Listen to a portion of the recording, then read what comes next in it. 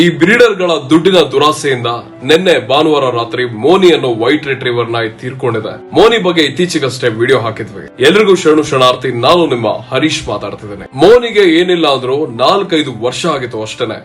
ವೈದ್ಯರ ಅಂದಾಜಿನ ಪ್ರಕಾರ ಇವಳಿಗೆ 5-6 ಸಲ ಬ್ರೀಡರ್ ಗಳು ಬ್ರೀಡಿಂಗ್ ಮಾಡಿಸಿದ್ದಾರೆ. ವೈಟ್ ರಿಟ್ರೀವರ್ ನಾಯಿ ಮರಿನ 20,000-25,000 ಸಾವಿರಕ್ಕೆ ಬ್ರೀಡರ್ ಗಳು ಮಾರ್ತಾರೆ. ಒಟ್ನಲ್ಲಿ ಮೂಕ ಪ್ರಾಣಿಗಳಿಗೆ ಇಷ್ಟ ಇಲ್ಲ ಅಂದ್ರೂ ಬ್ರೀಡಿಂಗ್ ಮಾಡ್ತಾರೆ. ಇದನ್ನ ಅತ್ಯಾಚಾರ ಅಂತಾನೆ ಕರಿಬಹುದು. ಯಾವಾಗ ಈ ಬ್ರೀಡರ್ ಗಳಿಗೆ ಮೋನಿಯಿಂದ ಉಪಯೋಗ ಆಗೋದಿಲ್ಲ ಅಂತ ಗೊತ್ತಾಯ್ತು, ಅವಳನ್ನ ಬೀದಿ ಪಾಲ್ ಮಾಡ್ಬಿಟ್ರು. ಆಮೇಲೆ ನಮ್ಗೆ ಮೋನಿ ರಸ್ತೆನಲ್ಲಿ ಸಿಕ್ಕಿದ್ಲು.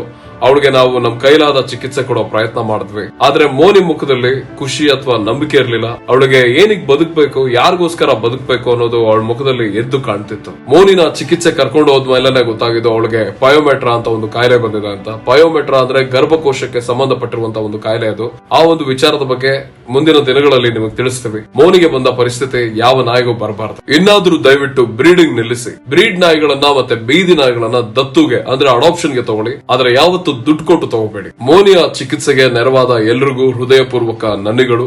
ಹಾಗೆ ಮೋನಿ ವಿಚಾರವನ್ನ ತಿಳಿಸಿದ ಹರ್ಷಿತಾ ಅವರಿಗೆ, ಹಾಗೆ ವಿಚಾರದಲ್ಲಿ ಜೊತೆಯಲ್ಲಿ ನಿಂತ ಶೇಷಗಿರಿ ಅವರಿಗೆ ಹೃದಯಪೂರ್ವಕ ನನ್ನಿಗಳು. ಮೋನಿ, ಈ ಭೂಮಿ ಮೇಲೆ ಮತ್ತೊಮ್ಮೆ ಹುಟ್ಟಿ ಬರ್ಬೇಡ.